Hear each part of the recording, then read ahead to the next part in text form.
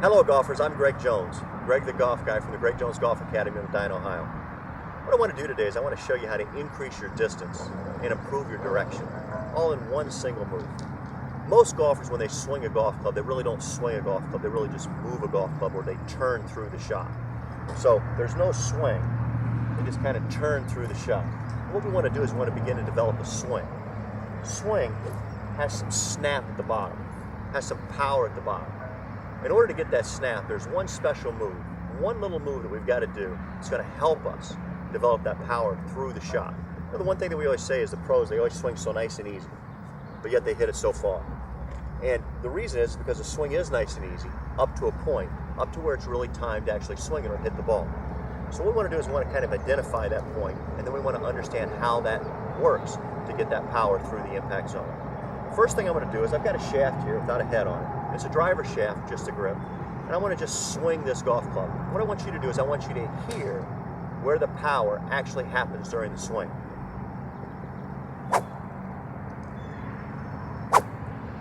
So you can hear that the power is basically from the ball out. So what that means is I really didn't swing the club until I got to the ball.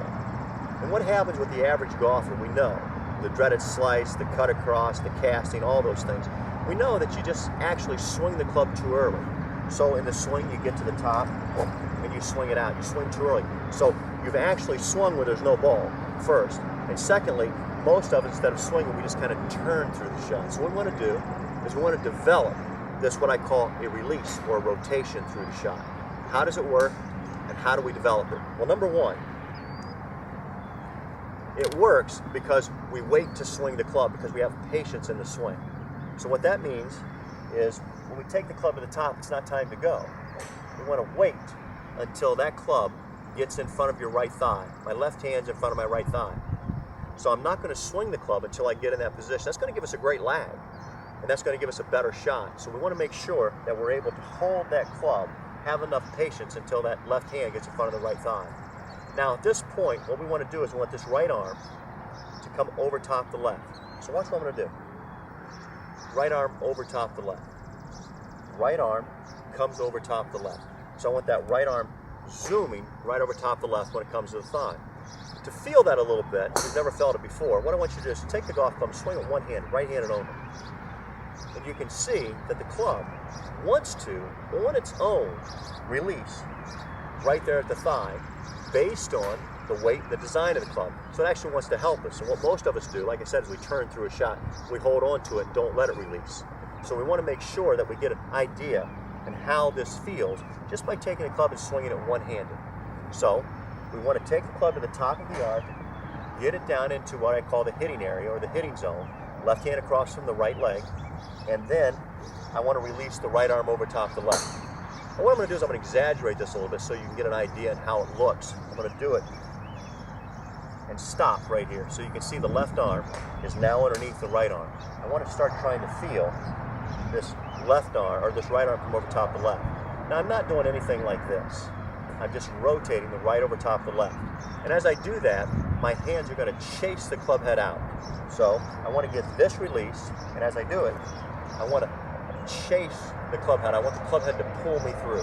So I'm going to chase that club head past the ball. By making this simple motion, two things are going to happen. Number one, I'm going to be able to increase my club head speed at least 8 to 11 miles an hour. Number two, not only am I going to increase my club head speed, but I'm going to increase my accuracy. Because why the ball goes to the right or why ball goes to the left is because I've released too late. I've turned my shoulders and opened up and pulled across it. And what this is doing, this release position is doing, is allowing me to release on time so that the club face closes on time and creates a straight ball.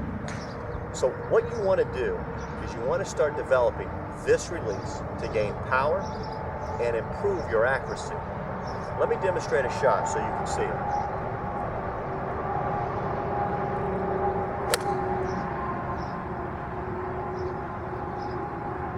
Now as I came through that shot, the right arm clearly came over top the left.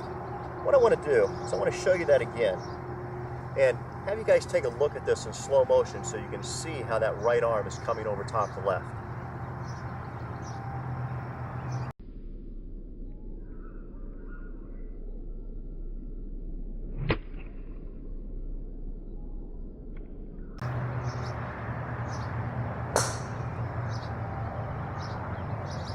Okay? That type of swing will give you the power that you want and the direction that you need in order to improve your golf game. Until next time, I'm Greg Jones, Greg the Golf Guy from the Greg Jones Golf Academy. Remember, learn, practice, and improve. Learn, practice, and improve.